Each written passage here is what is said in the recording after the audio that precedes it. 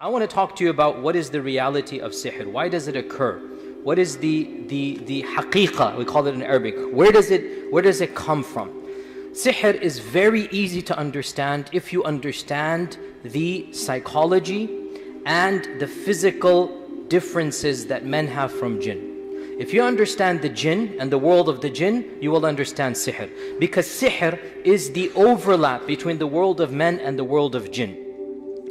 Very briefly, jinn, as we know, are created from, the Arabic calls it a fire that doesn't have a smoke, a smokeless fire. Okay? And if you want to be technical, we can call it a type of energy. So the jinn has potential to go at the speed of light, essentially.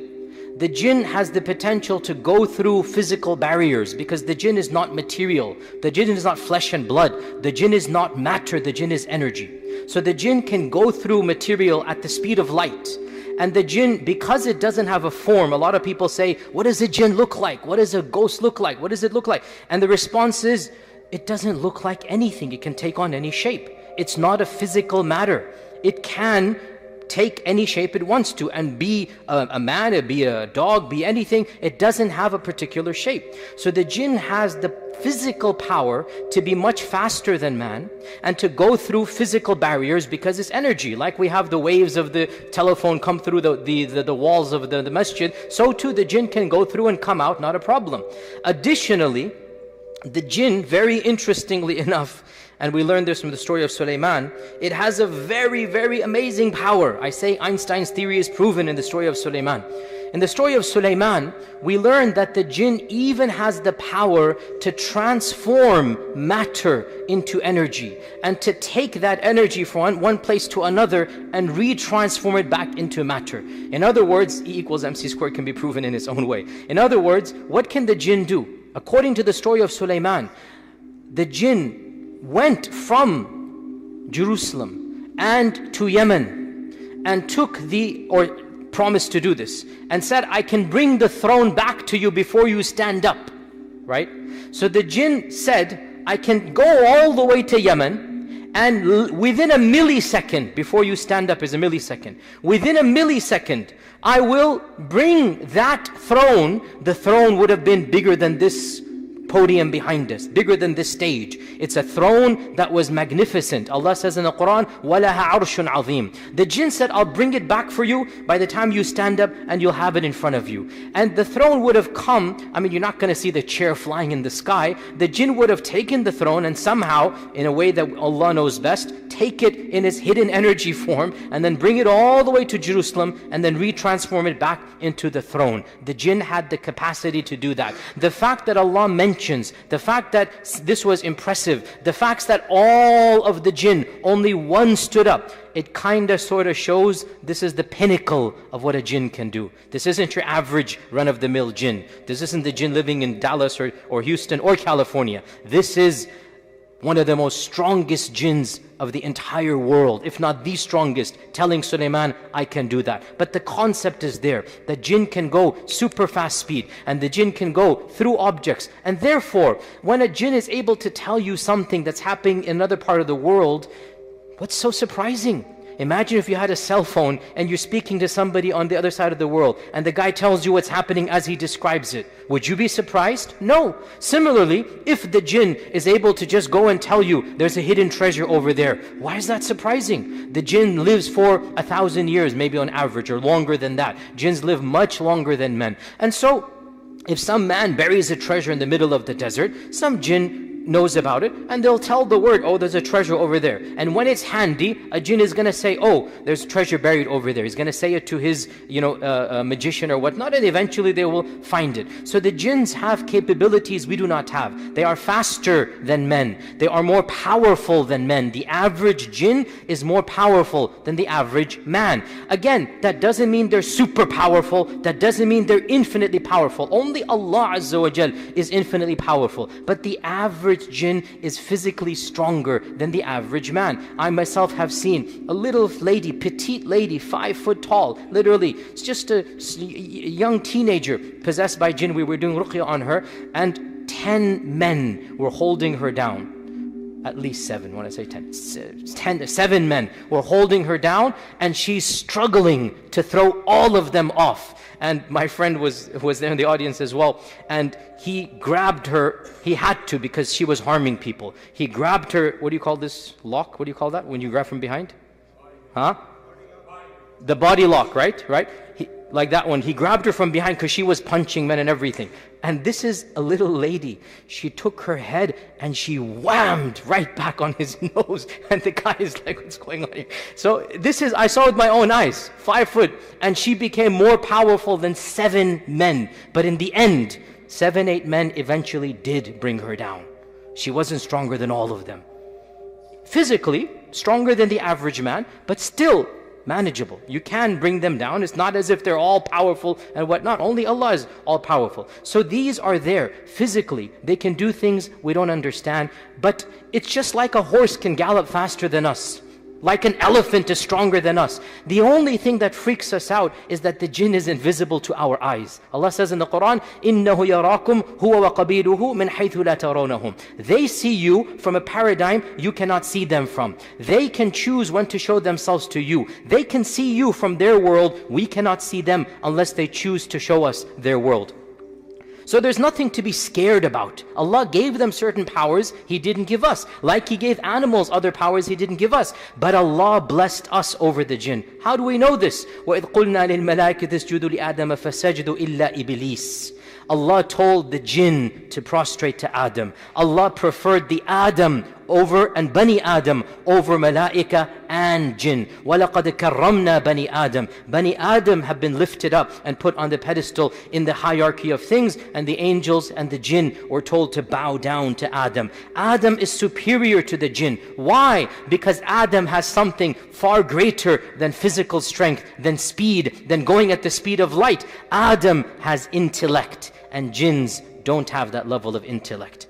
And this shows us, by the way, the power of the mind is more blessed than the power of the body. The mind is more important than physical strength. Allah blessed Adam with a greater intellect, a greater fahm. عَلَّمَ الْإِنسَانَ مَا لَمْ يَعْلَمْ. Allah taught Adam. وَعَلَّمَ آدَمَ الْأَسْمَاءَ كُلَّهَا. The angel said, سُبْحَانَكَ لَا عِلْمَ لَنَا إِلَّا مَا عَلَّمْتَنَا. So Adam was blessed over the malaika and over the jinn because of the power of the aql, because of the fahm that Allah subhanahu wa ta'ala gave.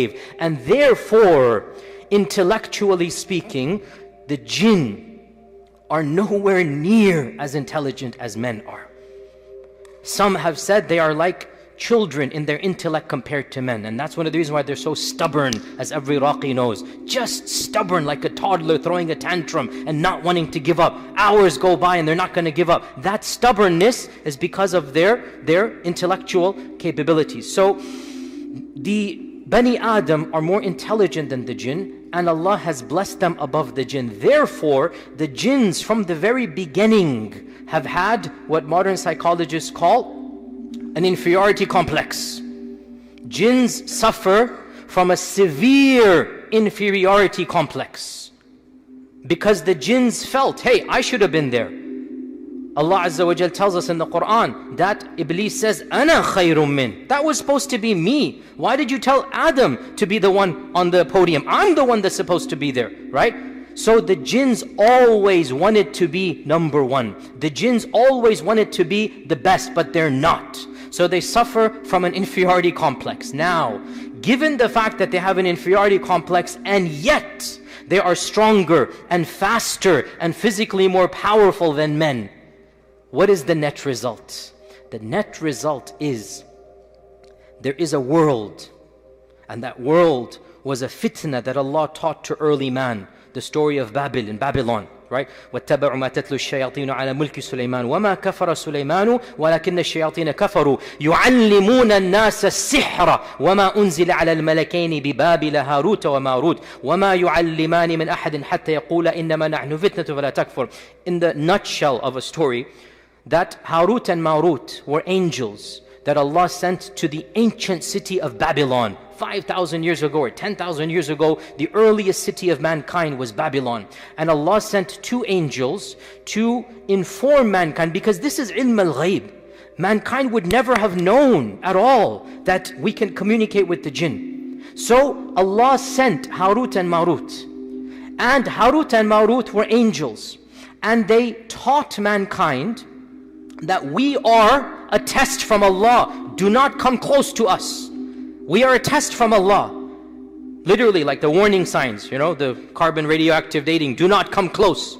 The angels are telling them, our job is to test you. Get out of here, don't listen to us. But what were they going to test them with? The knowledge of how to communicate with the jinn. So they explained a methodology, and they said, if you follow us, if you listen to us, this is kufr. إِنَّمَا نَحْنُ فِتْنَةٌ فَلَا تَكْفُرْ. So all of the methodologies and mechanisms to call out to the jinn, they are madhabs that go back to this origin, because they're different madhabs. You have the Ouija board, you have the dolls, what do they call the voodoo dolls, okay? You have the knots that are blown. These are all different madhabs that all go back to the experiences of the Sahara, of the magicians, that goes back to the origin of Harut and Marut in the city of Babylon. So initially man was taught, this is what you do. If you wanted to call the jinn, and if you called the jinn, it is kufr, don't do it. Mankind didn't care. They said, we want to do it. And thus magic began. What is magic therefore? Magic, as I said, sihr, is the intersection of the world of men with the world of jinn. These two worlds are not meant to be intersected. These two worlds are meant to be separate. And if an accidental crossing takes place, it is easier to repel. As any Raqi knows, if a jinn comes into our world and causes some fitna and fasad on its own, it's much easier to repel rather than sihr. Because what sihr is the following. Listen to me, 5 minutes and you will understand magic, and inshallah never be scared of it for the rest of your lives. Magic is an evil person who has sold his soul to the devil in order for the shayateen to perform some tricks for him. It's like you feed your horse or your pony to go gallop fast. The only difference is you're not feeding a horse or pony, you are feeding a demon, a shaitan. And the difference is that what the sahir is doing is giving the jinn the one thing that the jinn wants. What does the jinn want? Your American Express card with expiration date? Your cash? What is the jinn going to do with your cash? What is the jinn going to do with your money? They don't have currency in the jinn world. What does the jinn want? What has it always wanted? Sisters, I want to ask you, what did the jinn want? Superiority. So how are they going to get it? What do you have to do? Lower yourself in front of the demon. You have to become the slave of the jinn. The biggest myth I want to destroy is the false idea that the sahir controls the jinn. Nothing could be further from the truth. It is the jinn that controls the sahir. The magician is a filthy, evil, disgusting creature of a human, excuse of a human, that has sold itself and its dignity and its izzah and its iman and its taqwa in order to do sacrilegious deeds for the demon. And that's why these things of get a toad of a, eye of a newt and go to the graveyard at 3 a.m. and get the blood of a donkey. Why? Because the jinn wants to see that sahir humiliate himself. Go to the graveyard at 3 a.m. Do tawaf around the grave. Who's going to do that? Only somebody who has sold himself to the devil. So the shaitan feels a sense of ego. Look what I can make this guy do. Right? Run him around with the tip of my finger. Do whatever I tell him to do. So the sahir becomes the worshipper of the jinn, not the other way around. How can a human being control a jinn? How can anybody believe this? By what will a human control a jinn? Whips? Chains? What? How will a human control a jinn? There is nothing that the human has that the jinn can be controlled by. That's what Allah gave to Sulaiman. No other person has that power. The jinn controls the human emotionally. It tells the human, do this, do this, do this. The human does it. In return, what does the jinn do? Some tricks and trades to make the magician happy. You want me to go and harm somebody? I'll go harm somebody. Now you got to go and worship me in this manner. You want me to go plant some bad stuff in a person's house or possess a body or break up a marriage? Okay, I'll go do that, and now you continue to worship me. The jinn does something utterly trivial for its world. In its world, it just does something that it is physically capable of doing. Allah gave the jinn certain natural powers to be invisible, to be super fast, to do things hidden manner. For example, the most common type of magic is يُفَرِّقُونَ بِهِ بَالْمَرْءِ وَزَوْجِهِ, where a husband and wife are not able to have a happy marriage. And if conjugal relations are attempted, perhaps something supernatural, perhaps the husband feels a physical pressure, perhaps something happens. These are things that are manifestations of the jinn. It's not that difficult for the jinn to push a man back. How is that difficult? Why are we scared of the jinn? The jinn is simply like a bug, an insect. You understand it has certain irritable qualities, but you understand it. It's not something you need to be like supernaturally terrified of. If you understand that the magician is the one selling himself to the jinn, and the jinn is returning the favor, and so why is the magician doing it? The magician wants your money. The magician lives in our world. So you go to the magician and you pay the magician in American Express. He'll accept American Express, okay? He'll accept Visa and credit card. He'll accept cash in any currency. Give me $100 and I'll do the potion. You give the guy $100 and the magician will do the potions that the jinn wants.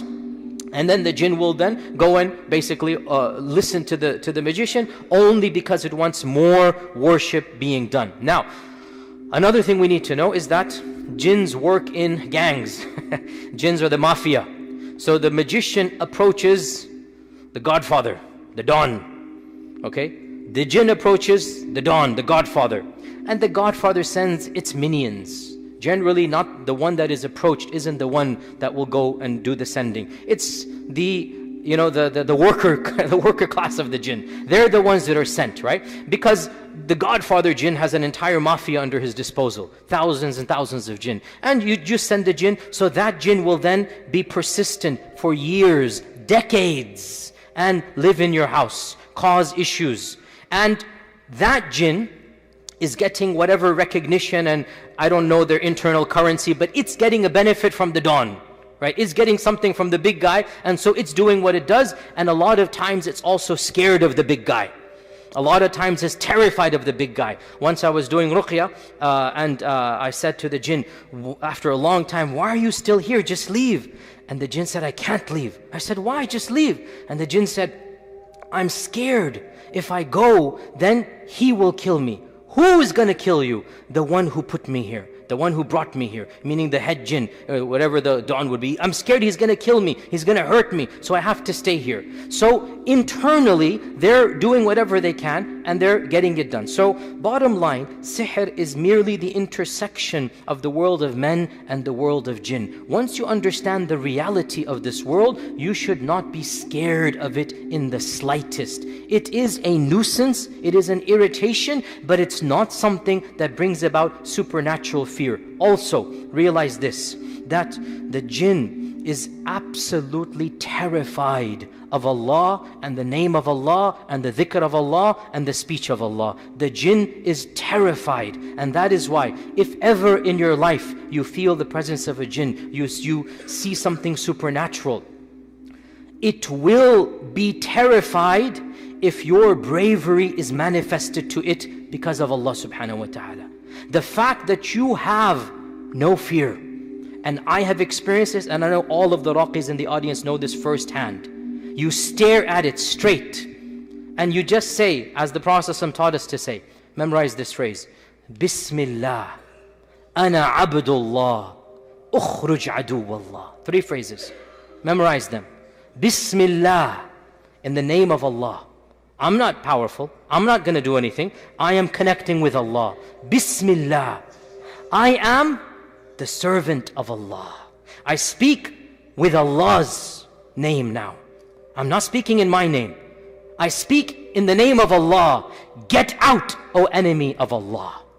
You say this with firmness, and you will see. I hope Allah protects all of you. I hope you don't see. But if that ever happens, now, the opposite, and I understand it's a bit terrifying, but put yourself now in the psychology of the jinn. If you start wailing, screaming, cowering, what have you done, brothers and sisters? What have you done to the psychology of the jinn? Louder. Empowered it. empowered it. That's exactly what it wants to see. You groveling in the corner, terrified. That's what gives it the power. And that's why hadith in Abu Dawood, our Prophet ﷺ said, there was a man who was on his camel, and the camel for no reason reared backward and was about to throw the man off. And the camel said, La'natullahi ala shaitan. Allah's curse be on shaitan. The Prophet said, don't say that. When you say that, shaitan becomes so big, he's bigger than a house.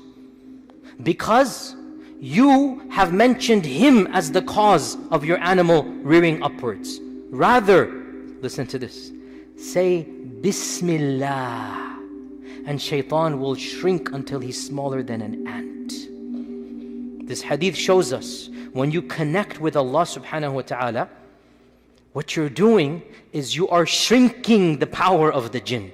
You're eliminating the power of the jinn.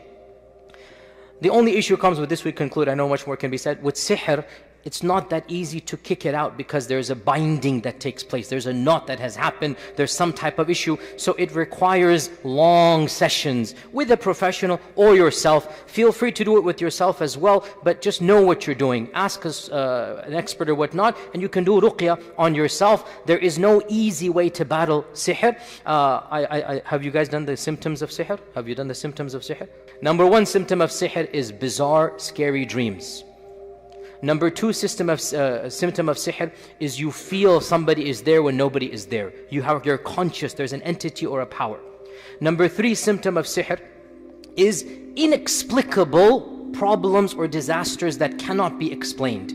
Okay? Anything that science can explain, medicine can explain, is not sihr. You go to the doctor says, oh, you have this issue. That's not sihr. If the doctor can analyze it and the doctor tells you this is the problem, that's not sihr. Sihr is supernatural problem. Sihr, it doesn't make any sense. You wake up and there are bruises on your back. You wake up, there's marks here. You're having constant miscarriages and the doctor's like, everything is normal. I've done all the tests and there's constant miscarriages for no reason. And every doctor scratching their heads, you're totally normal. And the third week, fourth week, always there's a miscarriage around the same time frame. This is a symptom of sihr, that you don't know what's going on. Between husband and wife, everything seems fine, and then all of a sudden, when there's some romance, all of a sudden extreme anger or inexplicable feelings or pushing or whatnot. These are supernatural symptoms.